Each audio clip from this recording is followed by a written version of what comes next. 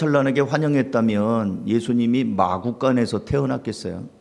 갓난쟁이 아기를 여러분 엄마들 생각해 보세요. 요즘에는 우리 엄마들 아기 나면 아주 소독이 잘 되고, 제가 우리 교회 성도들 아기 날 때 가봤거든요.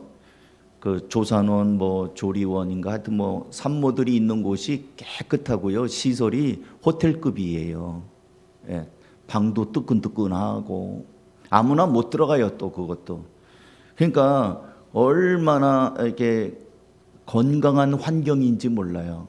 그리고 산모에게도 영양 최대한으로 영양사가 이렇게 짠 음식으로 빨리 몸을 회복하도록 그렇게 하고, 또 요즘에는 물리치료나 이런 걸 해서 산후 조리를 다 이렇게 해주잖아요. 그래서 외국에서 우리나라에 원정 출산하러 온대요. 옛날에는 미국에 시민권 받으려고 원정 출산했다고 그러는데, 러시아나 이런 외국에서는 우리나라 산후조리원이 너무 시설이 좋고 산모에게 건강한 환경을 제공하기 때문에 우리나라에 원정 출산하러 온대요. 근데 예수님은 그 아기를 마구간에서 낳아요. 그리고 강보에 쌓인 거를 말구유는 뭐냐면 끼다리 말 밥그릇이에요. 예, 소 밥그릇, 염을 쏟아 넣는 거. 그 얼마나 깨끗하겠어요. 아무리 닦았어도 그런 풀이며 그런 찌꺼기들이, 소침이며 이런 것들이 다 묻어 있지 않겠어요? 혓바닥으로 핥았으니. 굉장히 비위생적입니다. 거기에 이 피덩이 아기를 이렇게 물이라도 있었겠습니까? 무슨 수도가 나오겠어요? 뭐겠어요? 거기에 아기를 낳아서, 그것도 여행자잖아요. 마리아가 요셉과 함께 호적하러 올라가는 여행자입니다. 여행자니 얼마나 이 출산할 준비를 많이 갖췄겠어요. 그러니까 그 싼 거를 말 구유에 놓였죠. 그러니까 아기 예수님이 그렇게 태어나고 그런 자리에 누였다는 것은 누구도 예수님을 환영하지 않았다는 겁니다. 그리고 나중에 동방박사들에 의해서 축하를 받기는 했습니다만, 이내 아기 예수의 목숨을 노리는 헤롯 왕을 피하여 아기 낳고 얼마 안 돼서 그 밤에 부랴부랴 이 아기를 데리고 또 먼 애굽 이집트로 피난을 갑니다. 마태복음 우리 2장 13절 띄워주세요. 제가 읽어볼게요. 새번역이에요. 박사들이 돌아간 다음에 주님의 천사가 꿈에 요셉에게 나타나서 말하였다. 헤롯이 아기를 찾아서 죽이려고 하니 일어나서 아기와 그 어머니를 데리고 이집트로 피신하여라. 그리고 내가 너에게 말해줄 때까지 거기에 있어라. 환영받지 못하고 태어났는데 또 죽이려 드니까 부랴부랴 이걸 꾸려가지고 이웃나라로 도망을 가야 됐습니다. 언제? 밤에 일어납니다. 결국 동방박사들에게 쏘았다고 생각한 이 분노한 헤롯은 베들레헴에서 태어난 2살 아래의 사내 아기를 잔혹하게 죽입니다. 2장 16절. 방송실은 설교를 잘 들으면서 따라오세요. 자, 그래서 또 읽어드릴게요. 헤롯은 박사들에게 속은 것을 알고 몹시 노하였다. 그는 사람을 보내어 그 박사들에게 알아본 때를 기준으로 베들레헴과 그 가까운 온 지역에 사는 2살짜리로부터 그 아래의 사내 아기를 모조리 죽였다. 왜 2살 아래의 아이를 죽였을까요? 동방박사가 안 돌아오니까 헤롯이 좀 기다렸던 것 같아요. 이제 나올까 저제 나올까 하다가 안 오니까 아이고 쏘았네. 그러니까 상당한 시간이 지난 다음에 헤롯이 알아차린 것 같아요. 그래서 2살 아래의 아기들을, 남자아이들을 베들레헴뿐만 아니라 그 인근 마을에 있는 애들까지 다 죽여버립니다. 환영받지 못한 데다가 죽이려 들었습니다. 아기 예수의 탄생은 환영이나 축하보다는 사람들로부터 배척되고 뭔가 살벌한 분위기 가운데로 들어가는 모습이었습니다. 근데 그런 중에도 아기 예수를 잘 맞이한 사람이 있습니다. 그게 이제 몇 사람들이 있는데, 이제 오늘 저는 아까 읽은 그 아기 예수의 그 육신의 보호자 아버지 마리아의 남편 요셉, 그리고 또 나중에 보면 동방 박사들이 아기 예수를 환영을 했고 선물을 드렸고요. 들에서 양을 치던 목자들이 또 와서 예수님을 또 축하했고, 또 나중에 이제 이번 수요일 날 볼 또 노인들 2명이 아기 예수를 또 환영하는 그런 장면이 있습니다. 그래서 저는 오늘 특별히 이제 가장 가까운 데서 봤던 마리아의 남편이자 아기 예수님의 육신의 아버지로 보호자가 됐던 요셉을 보면서 오늘은 성탄은 이렇게 맞이해라. 요셉을 보면서 내일은 또 성탄을 경험한 다음에 우리는 어떻게 살 것인가, 그 목자들의 모습을 보면서 오늘 내일 그렇게 시리즈로 말씀을 드리고자 합니다. 다시 한번 우리 18절 말씀을 읽어보도록 하겠습니다. 다 같이 한 목소리 읽습니다. 시작. 예수 그리스도의 나심은 이러하니라. 그의 어머니 마리아가 요셉과 약혼하고 동거하기 전에 성령으로 잉태된 것이 나타났더니, 요셉과 마리아는 결혼한 사람입니다. 그러니까 약혼이라는 게 우리는 약혼 있고 결혼 있고 그러는데 유대는 약혼이라고 하면 바로 결혼이나 마찬가지예요. 왜냐하면 뒤에 보면 그 남편이라는 호칭을 쓰거든요. 그래서 이제 요셉은 자기랑 이제 약혼을 하고 이제 같이 살기만 하면 되는 자기 여자 이 마리아가 임신했다는 기가 막힌 사실을 알게 됩니다. 누가 전했는지는 모르지만, 근데 요셉은 유대의 철저한 예법에 따라서 결혼하기 전에는 같이 뭐 이렇게 손 한번 잡아보지 않았는데 임신을 했다는 거예요. 여러분이 요셉의 입장이라면 어떻게 하겠습니까? 눈에 쌍불이 나지 않겠어요? 내 아내가 아기를 가졌는데 나는 몰라. 그러면 진짜 저 같아도 마리아한테 달려가서 어떻게 된 거냐? 사실을 말해라. 그렇게 해야 되지 않겠어요? 다그치지 않겠습니까? 그리고 율법적으로는 이 외간 남자와 불륜을 저지른 이 여자는 공개적으로 조리돌림한 다음에 돌로 쳐서 죽이게 돼 있습니다. 우리나라는 간통죄가 있었어요. 근데 지금 없습니다. 예전에는 간통하면 그 2 남자 여자 해당자를 잡아다가 감옥에다 가뒀어요. 근데 요즘에는 그것도 참 이 세상이 바뀌어가지고 그건 자기 자유다. 그래서 감옥에다 안 집어넣습니다. 대신 위자료, 돈으로 해결합니다. 돈으로. 근데 이 율법에는 레위기 보세요. 어떻게 돼 있나? 레위기 20장 10절. 누구든 이거 같이 읽을까요? 시작. 누구든지 남의 아내와 간음하는 자, 곧 그의 이웃의 아내와 간음하는 자는 그 간부와 음부를 반드시 죽일 자. 이 간부, 남자, 여자 둘을 반드시 죽이려는 거예요. 그러니까 요셉 입장에서는 결혼하기도 전에 배신당했잖아요. 여자만 질투가 있는 게 아니라 남자도 질투가 어마어마합니다. 남자로서 이 분노, 이 배신감, 그래서 이 마리아에게 어떤 가혹한 복수를 해도 요셉 너 나쁘다 그렇게 말할 사람이 없는 시대입니다. 여러분, 요즘에도 중동에는 명예살인이라는 게 있어요. 청소년 여러분 잘 들어보세요. 중동에 명예살인이라는 게 있어요.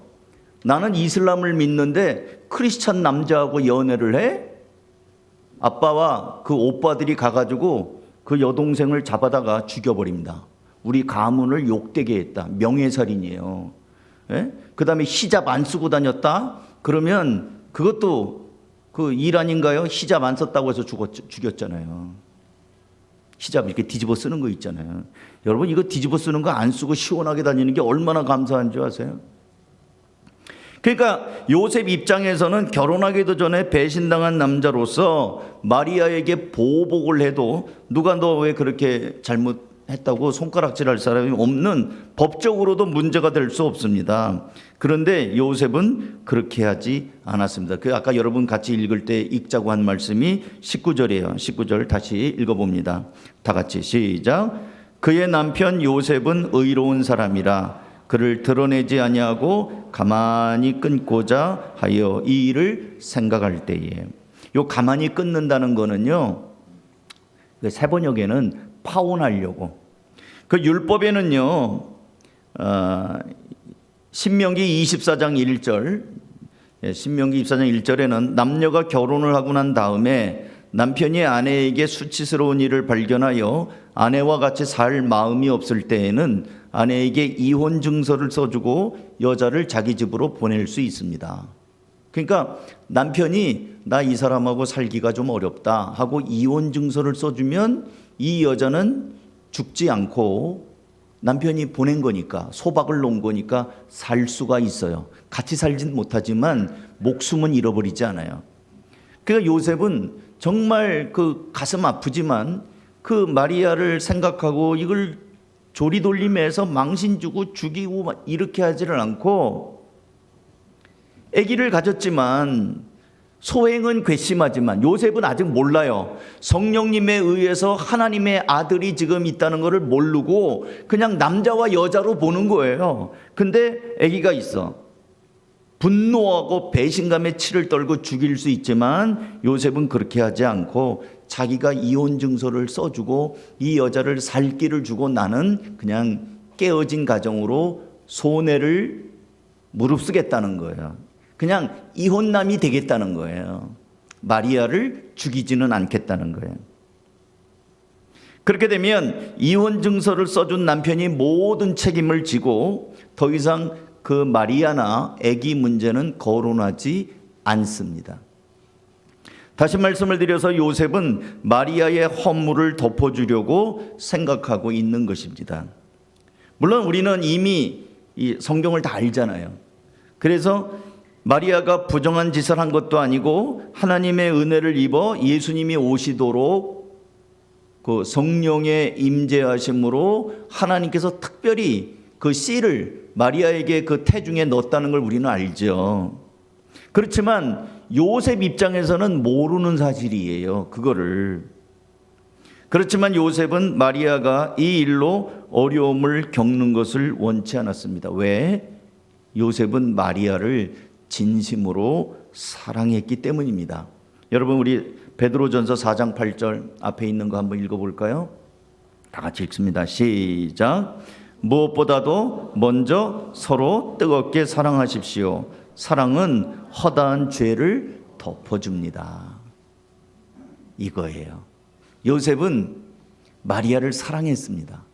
그가 임신한 게 내 아이가 아니라 할지라도 어떻게 된지는 모르지만 분명히 내 아이는 아니지만 저 여자를 내가 그것 때문에 죽여서는 안 되겠다, 해쳐서는 안 되겠다 하면서 덮어준 겁니다. 제가 이제 오늘 설교의 메시지를 이제 전합니다. 성탄을 이렇게 맞이하라. 여러분, 제가 오늘 새벽에도 기도하면서 나는 성탄절을 몇 번을 맞이했더니 45번 맞이했더라고요. 예, 중고등학교 때 예수님 만나가지고 그때부터 청소년 성탄절 발표도 하고 연극도 하고 청년되고 이렇게 쭉 자랐더니 성탄을 45번 맞이했어요. 제 나이를 짐작하시겠죠?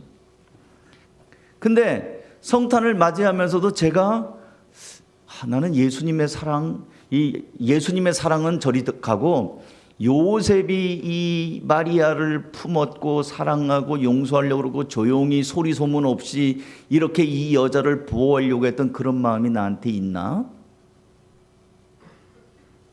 여러분 한번 적용해 보세요. 설교를 그냥 듣지 말고 한번 현실적으로 한번 생각해 봅시다. 여기 부부들 있죠? 남편이 요셉 되고 아내가 마리아라고 생각해 보십시오. 집에 갔는데 이상해. 배가 불렀어. 나하고 상관없이 배가 불렀어요? 어떻게 하실 거예요? 끝났지 뭐. 끝났지. 우린 당장 갈라서야지. 이거 어떻게 해요? 이거 신뢰가 깨졌잖아요. 여러분, 혼인서약할 때 정조의 의무가 있어요. 주례가 꼭 얘기합니다. 괴로우나 즐거우나 병들었을 때나 건강했을 때나 정절의 의무를 지키며 하겠느뇨? 하고 물어보면 예! 하고 크게 대답한다고요. 근데 그거부터 깨졌잖아. 쉽지 않아요. 이거 눈에 불 나옵니다. 불 나와요. 그리고 이 잠언서나 전도서에 보면 어떤 선물도 이 남자가 거절한대요. 그래서 불을 품고 나서 옷이 어떻게 안 타겠냐. 그러면서 이 정절에 대한 부분은 어떤 선물도 가있고 이건 피를 부르는 사건이에요. 복수를 부르는 사건이라고 전도서 잠언서에 다 나오는 말씀입니다. 근데 요셉은 조용히 끊고자 합니다. 성탄을 이렇게 맞이하십시오. 뭐예요? 사랑. 오늘 예수님이 이 죄인인 우리를 위하여 이 땅에 오신 그 날을 우리가 기리기 위한 겁니다. 그냥 애들 들떠서 간식 먹고 선물 받고 뭔가 사람 앞에서 공연하고 뭐 나의 어떤 잘했지요 요거 보이려고 하는 게 아니라 성탄의 정신은 예수님이고 예수님이 왜 오셨는가? 하나님이 나를 사랑하시. 성탄은 사랑이에요. 그러니까 여러분 오늘 예배 마치고 한번 생각해 보세요. 여러분의 마음에 걸리는 사람 누구 있어요? 요셉은 자기 아내가 배가 불렀는데 내 아이가 아니에요. 이런 일이 있습니까? 근데 이걸 덮어요. 여러분 이만한 수준, 이만한 레벨의 분노 게이지가 올라가는 건이 있습니까? 그걸 사랑하는 거예요. 그래서 요한일서 4장 9절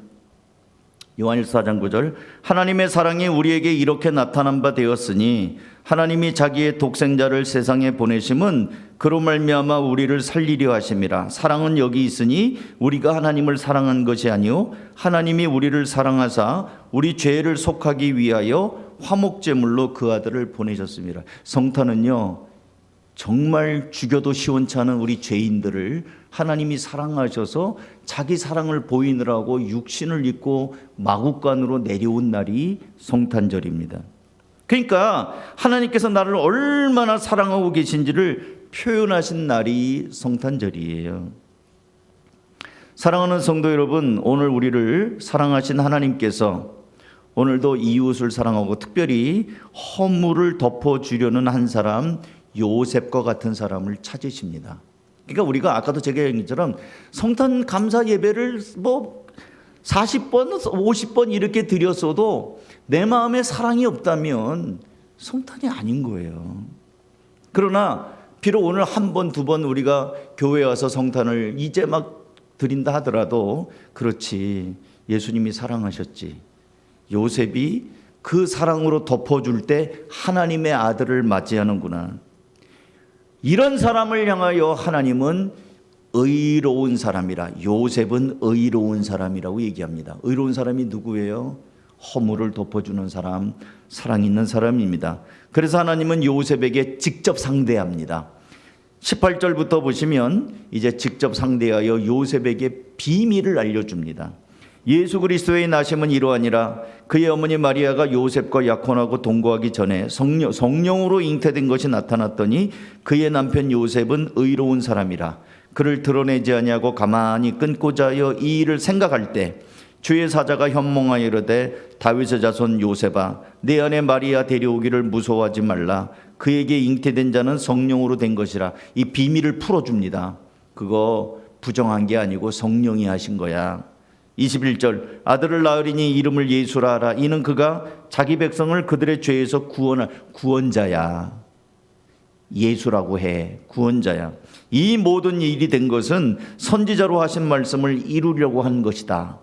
보라, 처녀가 잉태하여 아들을 낳을 것이요 그의 이름은 임마누엘이라 하셨으니 이를 번역한즉 하나님이 우리와 함께 계시다미라. 요셉에게요 하나님이 비밀을 풀어서 비밀 등급을 해제해가지고 아들 낳을 것이다. 예수라고 해라. 구원자가 온다. 하나님이 약속하신 그 아들이다. 이거를 요셉을 상대해서 개인적으로 알려준다고요. 이제 말씀을 마무리합니다. 성탄절은 하나님의 사랑의 날이에요. 이 사랑의 정신을 우리가 잡지 못하면 그냥 기분만 들떠가지고 시끄러운 울리는 소리, 꽹과리가 지나지 않아요. 우리 고린도전서 13장 1절 한번 이거 다 같이 읽습니다. 시작. 내가 사람의 모든 말과 천사의 말을 할 수 있을지라도 내게 사랑이 없으면 울리는 징이나 요란한 꽹과리가 될 뿐입니다. 여러분 우리가 이제 좀 이따 발표하잖아요. 그때 이 예수님의 사랑을 수시로 묵상하시고요. 그렇게 하세요. 그렇지 않으면 자랑이 되고 한번 스트레스 풀고 뭔가 이런 거 꽹과리처럼 시끄럽게 된 걸 거예요. 주님이 보실 때 참 시끄럽구나. 근데 그게 아니고 주님, 제가 주님 나를 위해서 오신 이 사랑의 이 결정체인 이 성탄에 내가 주님 앞에 좀 망가지겠습니다. 내 몸으로 주님을 찬양하고. 이따가 이제 저도 많이 망가져야 되거든요. 우리 있어요. 저희도 망가지라고 좀 어저께도 연습했는데 잘 안 망가지는 게 문제예요. 하여튼 그렇게 해서 하나님 앞에 어린아이 심정으로 영광을 돌리는 거예요. 영광을. 주님의 사랑을 품은 자로.